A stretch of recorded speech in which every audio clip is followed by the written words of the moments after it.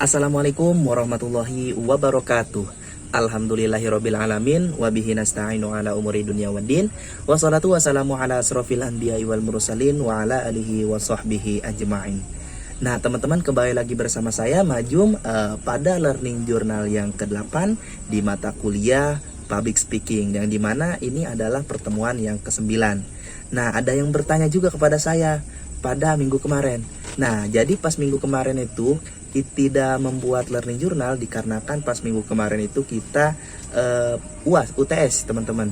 Dimana UTS ini, jadi ketika UTS tidak membuat learning journal, UTS dan UAS itu tidak membuat learning journal. Jadi membuatnya itu pas minggu sekarang di pertemuan yang ke-9. Walaupun ini pertemuan yang ke-9, tetapi learning journalnya itu tetap yang ke-8 teman-teman. Nah, yang dimana seperti teman-teman tahu dari learning journal sebelumnya itu, yang pertama-tama kita seperti biasa absen terlebih dahulu. Kemudian setelah absen selesai itu ada perkata dari dosen, nasihat juga dari dosen, yang dimana mata kuliah ini karena Kamisnya itu libur, itu dipindahkan kepada hari Jumat. Dan kami yang melaksanakan kuliahnya itu tetap semangat, karena cita-cita kami itu, tujuan kami itu untuk mencari ilmu, untuk menuntut ilmu. Kapanpun dari dimanapun kami tetap siap untuk mengejar ilmu. Nah, jadi itu perkata sebelum belajar. Nah, kemudian teman-teman, terkait mata kuliah public speaking, setiap minggunya itu kan ada 3 orang yang maju ke depan, yang dimana tiga orang yang maju ke depan ini adalah tiga-tiganya perempuan. Nah, yang dimana yang pertama itu ada Yunianti, dimana membawakan tema tentang sabar dan syukur. Jadi ketika kita menjadi seseorang, jadi manusia, khususnya kita sebagai umat muslim, harus yang namanya bersyukur dan sabar teman-teman. Kemudian yang kedua dari Dinda Mulyani, beliau menjelaskan mengenai psikologis manusia, bagaimana sikap manusia dan lain sebagainya mengenai seseorang atau manusia seperti kita. Kemudian yang ketiga itu ada Lastu, di mana Lastu ini menjelaskan mengenai ceritanya mulai dari awal masuk kuliah, masa SMA, dan sampai sekarang. Dan akhirnya dia tuh mengajar di salah satu sekolah sekolah TK. Nah, kemudian selesai nih yang 3 orang ini maju ke depan, langsunglah yang namanya kita berdiskusi, karena bapak dosennya itu ada kegiatan mengisi Jumat di salah satu masjid. Kami berdiskusi mandiri dengan kawan-kawan, yang dimana berdiskusinya itu mengenai presentasi. Nah, ada salah satu kata-kata dari Roston Sen, yang dimana beliau ini mengatakan kemajuan karir Anda dalam perusahaan atau bekerja hampir tidak ada kaitannya dengan keahlian yang Anda miliki, tapi kemampuan komunikasi dan prestasilah yang akan menentukan karir Anda di masa yang akan datang. Menurut saya ini kata-kata yang sangat puitis, yang sangat memotivasi ketika kita membacanya. Walaupun ketika kita mendengarnya, seakan-akan kita juga terbawa oleh kata-kata beliau ini. Nah, kemudian berbicara di ranah privat dan publik. Nah, yang pertama itu berbicara di ranah privat. Bisa kita ketahui bahwa bicara di ranah privat ini, yang pertama kita sama pentingnya dengan di ranah publik. Ketika kita di ranah privat itu berbicara, maka di ranah publik juga kita berbicara. Kemudian yang kedua itu menjadi sarana latihan untuk berbicara di depan publik. Nah, ketika kita berbicara di ranah privat, maka otomatis kita juga secara tidak langsung itu latihan untuk berbicara di depan publik. Nah, kemudian ada prinsip dalam komunikasi. Yang pertama itu kita harus tahu tentang informasi apa yang akan disampaikan. Contohnya kita akan mengisi seminar, kemudian kita harus tahu tentang isi dari apa yang akan kita sampaikan. Kemudian tujuan, tujuan yang akan kita sampaikan ini, contohnya seperti tadi kita akan mengisi salah satu seminar di salah satu organisasi. Contohnya kita harus mengetahui tentang tujuan apa yang akan kita sampaikan. Contohnya ketika kita menyampaikan sesuatu tentang sabar, kita itu harus tujuannya itu untuk siapa, untuk apa.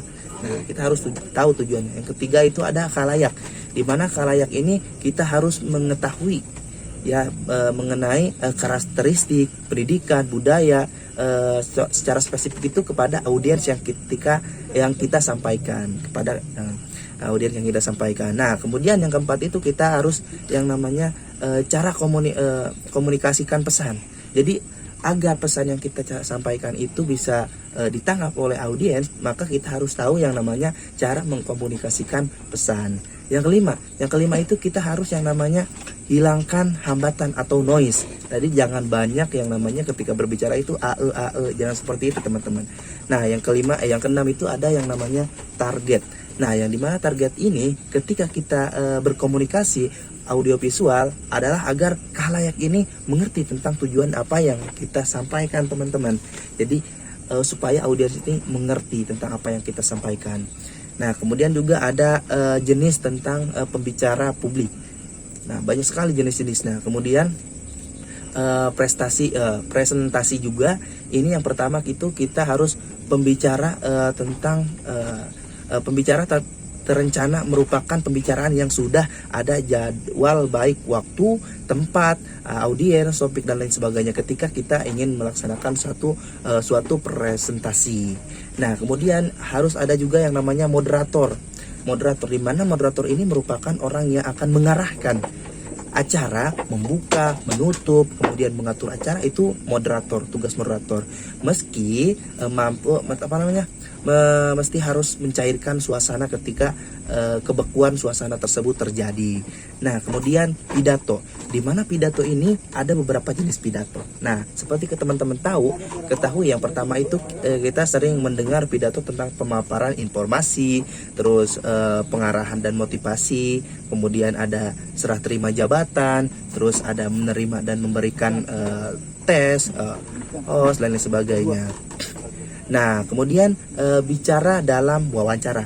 Tentunya teman-teman di rumah ini terutama yang sudah sudah sekolah, sudah menengah sekolahnya, sudah menengah atas, menengah mahasiswa, tentu sering yang namanya menghadapi wawancara. Di mana wawancara ini seperti yang pertama itu interview sebagai pewawancara. Nah, itu netral, tidak bertele-tele, jadi to the point langsung. Kemudian interview tadi interviewer, terus yang kedua ini ada interview yang diwawancara. Nah, jadi jawabannya juga harus fokus tentang apa yang kita tanyakan, seperti itu. Kemudian ada juga presentasi, di mana presentasi ini yang pertama kita harus membicarakan, menghadirkan, terus mengusulkan, membahas, menerangkan atau mempraktekkan, itu namanya presentasi. Nah, pelakunya itu ada presentator atau presenter. Itu kita sebagai ketika kita ingin presentasi. Nah, ada juga nih resep sukses presentasi. Nah, pasti teman-teman di rumah ini ingin tahu tentang resep sukses presentasi. Yang dimana yang pertama itu kita harus riset, yang kedua latihan, yang ketiga tidak tegang. Itu adalah ketika kita ingin sukses. Nah, yang pertama itu kita tentang tugas. Tentang tugas itu di akhir ada tugas. Yang pertama itu kita harus yang namanya berikan pendapat mengenai presentasi yang baik dan menarik. Kemudian apa saja yang perlu dipersiapkan. Terus bagaimana membuat audiens terpikat pada presentasi Anda. Nah, itu dibuat maksimal itu 2 lembar. Nah, kemudian ada tugas lagi nih yang sangat menarik bagi saya, yang dimana itu minggu depan harus membuat cerpen, membuatnya itu minggu sekarang dan dibawanya itu minggu depan, itu cerpen atau dongeng. Nah, kemudian di akhir seperti biasa kita foto bersama. Nah, mungkin hanya itu yang dapat saya sampaikan. Wassalamualaikum warahmatullahi wabarakatuh. See you next time di Learning Journal berikutnya. Bye bye.